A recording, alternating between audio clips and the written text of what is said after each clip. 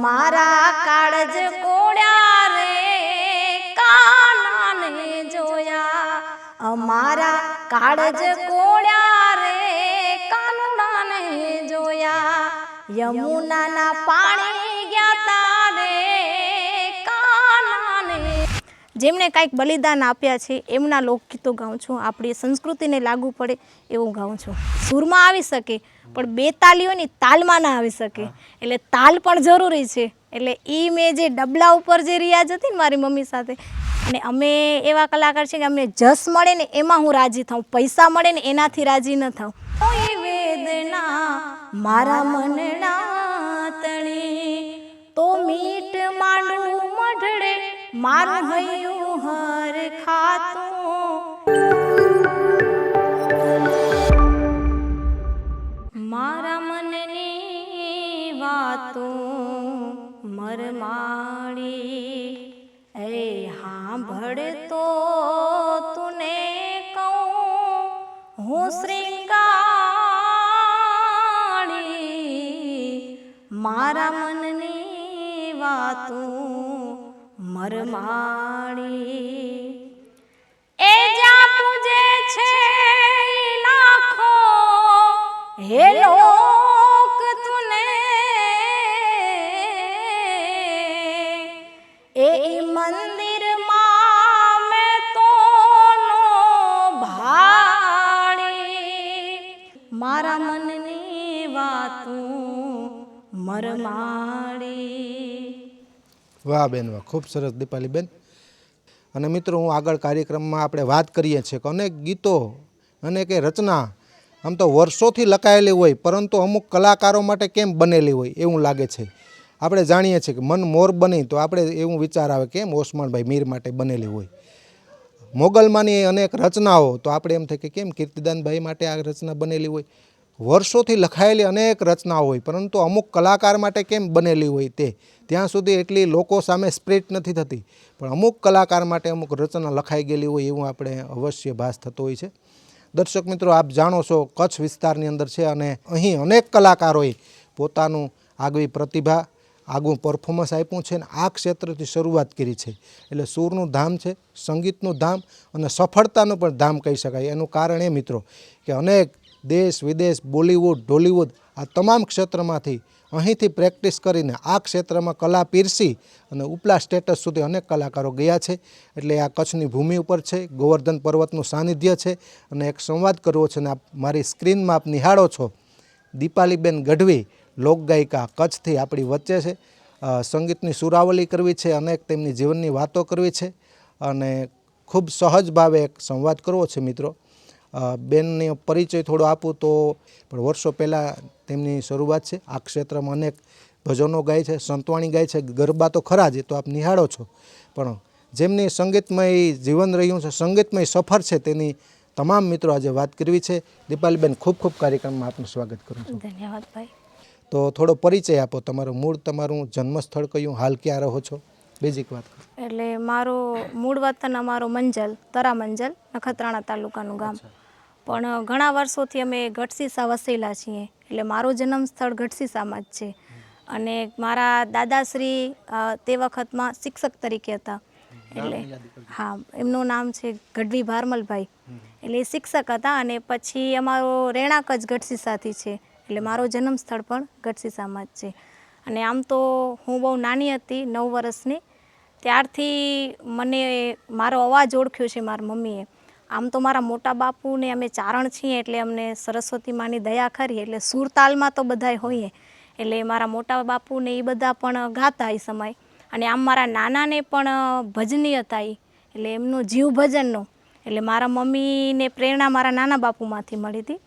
પછી હું નાની હતી ત્યારે અમારા ઘરમાં ધૂપ દીવા થાય એટલે માતાજીની ચરજોને એ બધું દુઆ છંદોને ગવાતું હોય. તો અમે બધું એ બધી બહેનોને ગાઈએ. એટલે મારા મમ્મીને એમ થયું કે મારી દીકરીનો અવાજ સારો છે. પછી અવાજ સારો છે એ થયો, પણ મારા મમ્મીને એમ થયું એ સૂરમાં અને તાલમાં ગાય. એના માટે મારા મમ્મી મને અમારા પાસે એ ચાયખાંડના દબલા હતા, એનામાંથી તાલ આપતા અને એમને જે જૂના જૂના ભજન આવડતા એ મને એ પ્રેરણારૂપે શીખવાડતા. પણ પછી મારા મમ્મીને એમ થયું કે મારી દીકરી તો બહુ સારું ગાય છે, એનો કંઠ સારો છે, તો એને મને સ્ટેજ સુધી લઈ જાવી. પણ એ જમાનો આવો સોશિયલ મીડિયાનો કે ટેકનિકલ નહોતો, એટલે પહેલાં એવું થતું કે સત્સંગ મંડળીઓને થતી તો એ બધી મહિલા મંડળો ગાય એમાં હું એમના સાથે ગાઉં. પછી થોડાક સમય પછી મારા મમ્મીને એમ થયું કે મારી દીકરીને લઈ તો જાવી, પણ એવું કોઈ પહેલાં માધ્યમ નહોતો. ડાયરેક્ટ સ્ટેજ પ્રોગ્રામ થતા ને અથવા તો આલ્બમ ગીતની કેસેટ બનતી, પણ એ સમયે બધાની પરિસ્થિતિને કારણે એવી કેસેટ બનવું કે એવું ન હોય. તો પછી એવી નાની મોટી શ્રીમદ ભાગવતનું આયોજન હોય, ત્યાં સંતવાણી ડાયરાના અને પ્રોગ્રામ હોય. તો મારા મમ્મી સાથે અમે ત્યાં જાતા અને હું કહેતી કે હું સરસ ગાઉં છું, તો મને ગાવાનો મોકો આપું. કેમ કે ત્યારે ખબર ન હોય કે કોઈ દીપાલી બેન છે. બસ મારી કાંઈક 9-10 વર્ષની ઉંમર હતી, એટલે કાલાવેલા બાળ કલાકાર તરીકે હું આવી હતી એમ. પછી માતાજીના ભજનો દુઆ છંદ એમ ગાતા, એમ હારે હારે ખબર પડે કે પહેલાંના જમાનામાં એવું હતું એક ગામમાં પ્રોગ્રામ થાય તો ત્યારે ખબર પડે કે આ કલાકાર છે ને ગાય છે. અત્યારે જાણે કેમ આલ્બમ બને તો બધા 10-20 ગામમાં ખબર પડે, સોશિયલ મીડિયા ઉપર ખબર પડે, તેવું માધ્યમ નહોતું. એટલે આ બધું મને મારા મમ્મી ગુરુ તરીકે છે એ મારા મમ્મી છે. ને પછી થોડો સમય પછી એવો આવ્યો સોશિયલ મીડિયાનો વર્ક, એટલે આ બધી સફળતા મળી છે. ખૂબ સહજ ભાવે બેન આમ તો વાતો વણી લીધી, ટૂંકો પરિચય આપ્યો. અને આમ તો ચારણ ગઢવી, મેં કીધું વારસાની ને એવી વાત નથી કરી, મેં એને કરતો નથી. હવે ગઢવી ચારણ હોય એટલે અમુક પરંપરા હોય છે. ગઢવીનો દીકરો કે દીકરી રડે તો પણ સૂરમાં રડે, એટલે ચારણની દીકરી એટલે અમે આઈનું સ્વરૂપ આપીએ કાર્યક્રમમાં કહેતા હોય. પણ તમારા મમ્મીએ તમારો અવાજ પારખો છે, મતલબ કે કંઈક હતું એમને લાગ્યું. તમને કેટલોક રસ હતો ત્યારે? હા, એટલે મને પણ આમ મને માતાજીના ભાવને ગવાતા હોય ને બીજા ગાય ત્યારે મને પણ એવું થાય કે ના, આ તો હું સરસ ગાઈ શકું છું.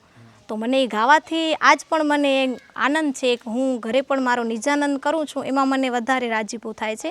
ભલે હું સ્ટેજ પ્રોગ્રામને કરું છું, પણ હું મારા ઘરે ગાતી હું કે મારા આયુને રીઝાવવા ગાતી હું, એમાં હું પણ વધારે આનંદ છે. એટલે મને નાનપણથી આમાં બહુ શોખ છે ગાવાનો, અને હું મારા જીવને આનંદ દેવા માટે પણ ગાઉં છું.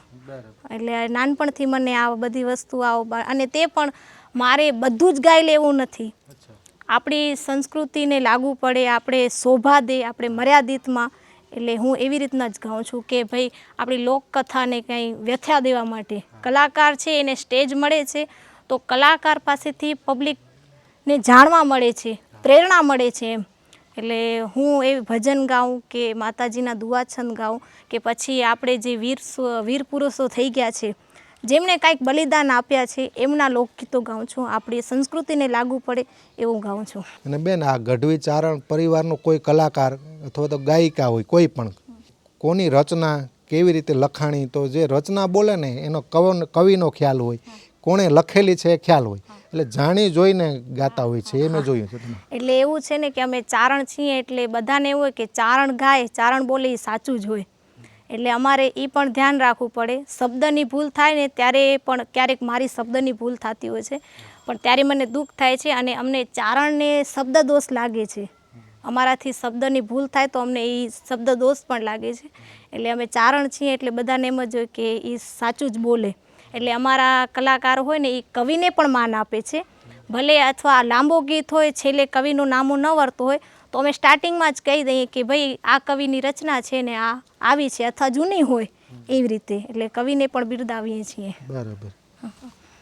નાની એવી સપ્તાહ કે કથા હતી, તમે 12 વર્ષના હતા ત્યાંથી ગાવાનો મોકો મળતો બાળ કલાકાર તરીકે. ત્યાંથી આગળની વાત બાકી છે મારે. હવે ત્યાંથી કોઈ મોટું સ્ટેજ અથવા તો કોઈ રિયાઝ કરવા ગયા હોય, ત્યાંથી આગળનું છે સંગીતરૂપી, પ્રથમ તો ઘડતરની વાત કરીએ, ત્યારબાદ જાહેર કાર્યક્રમોમાં આવીએ ધીરે ધીરે. તો સંગીતરૂપી ઘડતર આપના મમ્મી તો કરાવતા તૈયારી, તો બાકીનો અન્ય જે સમાજના લોકોનો સપોર્ટ સંગીત ક્ષેત્રમાં કઈ રીતે મળ્યો? એટલે આમ તો પછી ત્યારે કોઈ મોટા સ્ટેજ નહોતા.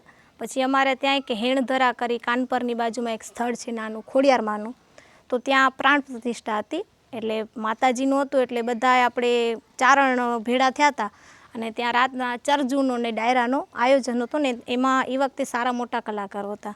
તો એ બધા ગાતા હતા તો હું નીચે ગાઉં, તો મને મન થાય કે હું ગાવા જાઉં. તો હું એકવાર જઈને સ્ટેજ ઉપર બેસી ગઈ. પછી વળી મારી મમ્મીએ કોડા કાઢ્યા, નીચે આવ, તારું હજી સ્ટેજ જેટલું લેવલ નથી. પછી હું તો બીકમાં વળી આવી ગઈ નીચે.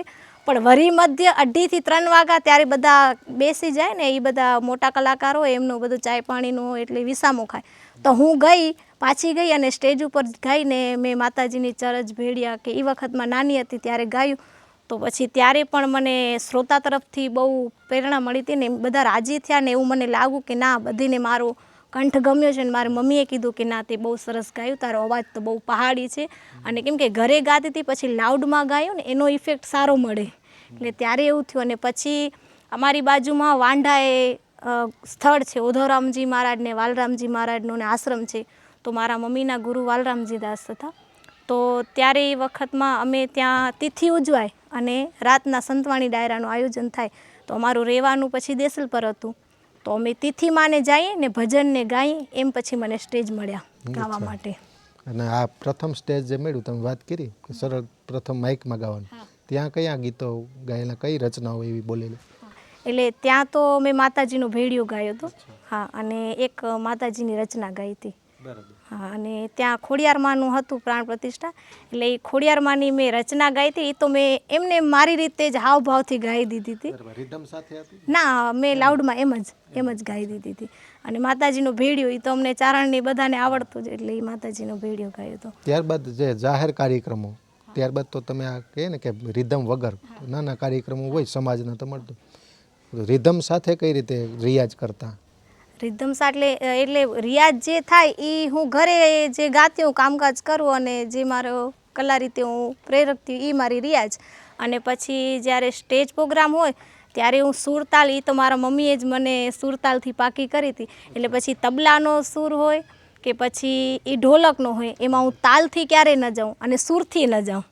હા, કેમ કે સૂર તો અમને ચારણને હોય જ, સૂર તો અમારો મીઠો જ હોય. પણ એવું છે કે જે બે સૂર હોય ને એ કોઈ સૂરમાં આવી શકે, પણ બે તાલી હોય ને તાલમાં ના આવી શકે. એટલે તાલ પણ જરૂરી છે. એટલે એ મેં જે ડબલા ઉપર જે રિયાઝ હતી ને મારી મમ્મી સાથે, એટલે પછી તાલમાં તો હું ગમે એ, પછી તબલા હોય, ઢોલક હોય કે ઢોલ હોય, એ તાલમાં પછી હું હતી. એટલે પછી કેના પાછળ શું ગાવું એ હજી મને નોલેજ નહોતો એવો કે કેના પાછળ કેવો ગરબો લાગે, આડી ધડ ગવાય. એ પછી વળી મારા મમ્મી જ શીખાડતા. એટલે એમનો જીવ ભજનનો ને એમનો અમારામાં તો આમ અમારા ભાઈ બહેન બધેનો કંઠ સારો, પછી મારા પપ્પા ને મારા ફૂઈઓ ને એ બધાનો એ કંઠ સારા એમ. એટલે અમારા કુટુંબમાં લગભગ બધાના વોઇસ ક્વોલિટી બધાની સારી એમ ગાવામાં. પણ પછી આ બાજુ મારા નાના બાપાનો જીવ ભજનનો હતો, એટલે મારા મમ્મીને એ બધી શબ્દ જ્ઞાન સૂરથી જોડાયેલા, એટલે એ બધી મહેનત પછી મારા મમ્મી કરી. સૂરમાં હોય, તાલમાં હોય. સૂર તાલની જે વાત કરી ને, આ સમજવી અઘરી છે. તમે સહજ ભાવે બોલી ગયા, પણ તમે સમજદારીપૂર્વક સંગીતને સમજો છો એ વાતનો ખ્યાલ આવ્યો મને કે એ સમયમાં તમારી શરૂઆત હતી ને, આ કોઈ પ્રશંસા નથી તમારી, પણ તમે જે વાત કરી કે એ સમયમાં તમે જાણતા કે તાલમાં રહેવું, સૂરમાં રહેવું. અત્યારે મુખ્ય કલાકારોને આ પ્રશ્ન છે, આવડતું હોય, સોશિયલ મીડિયામાં માધ્યમથી ગાતા હોય છે, પણ જ્યારે સ્ટેજ ઉપર ચિત્ર અલગ થતું હોય છે. બેન, એ ઘણી વાતો કરવી છે મારે, પણ તે પહેલાં તમારા અનેક વાયરલ થયેલા ગીત, આગળનો પડાવ બાકી રહેશે, હજી સફર બાકી છે જીવનની, પણ તાજેતરમાં અનેક વાયરલ થયેલા ગીત, કારણ કે આ દર્શક મિત્રો એનો ઇંતજાર પણ કરે છે, એટલે એકાદું ગીત સંભળાવજો વાયરલ થયેલું. આમ તો 2-3 ગીત છે એ લોકોમાં સારા પ્રચલિત થયા છે. પણ સૌથી પહેલાં એક અમારી 2-3 રીલ વાયરલ થઈ હતી. એક તો અમે પાંચોટિયા મળદપીર દાદાના સાનિધ્યમાં અમારો પ્રોગ્રામ મારો હિટ ગયો હતો. ઓલા જ વર્ષે મારો એ પ્રથમ પ્રોગ્રામ હતો અને દાદાની મારામાંથી અસીમ કૃપા થઈ. કેમ કે કલાકારને પ્રોગ્રામ મળી શકે, 10 પ્રોગ્રામ હું કરું, પણ એમાં ક્યારેક એવું બનતું હોય કે 10 પ્રોગ્રામમાં ન મળે. અને અમે એવા કલાકાર છે કે અમને જસ મળે ને એમાં હું રાજી થાઉં, પૈસા મળે ને એનાથી રાજી ન થાઉં. એટલે જસ બધે ન મળતું હોય. ક્યારેક અમારા વોઇસમાં થાકી ગયા હોય પ્રોગ્રામ કરીને એવું થાય. પછી ક્યારેક એવું હોય કે હું જે ગાતું એ પબ્લિકને ન હોય, પબ્લિક કાંઈક ઈચ્છતી હોય, હું કાંઈક ગાતી હું. પણ મળદપીર દાદાના સાનિધ્યમાં મારો પ્રોગ્રામ બહુ સારો ગયો અને દાદાની મારામાંથી પ્રેરણા થઈ. કેમ કે હું ત્યાં પણ એક એ જ ભાવથી ગઈ હતી કે હું પીરના સાનિધ્યમાં આવું છું ને એની જે પ્રસાદી છે એ મને મળે. એટલે દાદાની મારામાંથી દયા થઈ. અને પછી એના પાછળ જે મારા પ્રોગ્રામ થયા એ મારા બધા પ્રોગ્રામ હિટ ગયા, લાઈવ સ્ટેજ પ્રોગ્રામ, અને મને બધે જસ મળ્યો. અને પછી અમે ઝરપરા અમારી ચારણ સમાજની નવરાત્રિ હતી ત્યારે જે આ બે ગીત વાયરલ થયા છે, પીળા રે પિતાંબર પહેર્યા અને મન મોજીલો, એ પછી વાયરલ થયા. એનાથી પહેલાં લોકોમાં પ્રચલિત આમ વ્યૂઝ કરતાં પણ સ્ટોરી રહે છે કે લોકો એને માણે છે, એ એવા 2 ગીત હતા. એક સોનલમાનું હતું જે કવિ રામ છે વવારના, એમની રચના હતી, અને ઉદયભાઈ ધાંધલે એને સ્વર આપ્યો હતો.